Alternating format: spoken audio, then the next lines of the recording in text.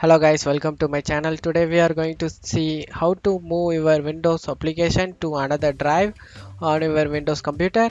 You rather move an installed application to another drive as opposed to reinstalling it. Let's jump straight into it guys. Go to search menu and type settings. Click on open.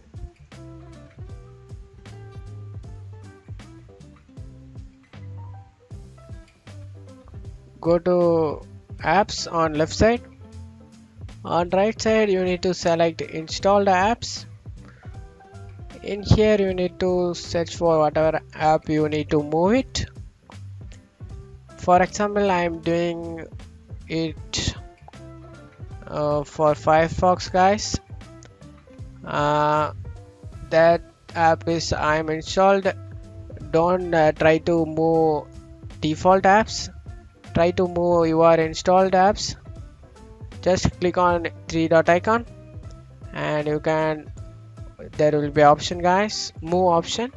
I will show you guys with another app. There is option remote desktop. I installed from Microsoft Store. I just click on three dot icon and click move, and whatever drive you want to move it, you need to select it and click on move guys. That will moving to your desktop. You need to move it. That is moving. And that's it guys. I hope this tutorial definitely helpful guys. Give me a like and subscribe. Thanks for watching my video.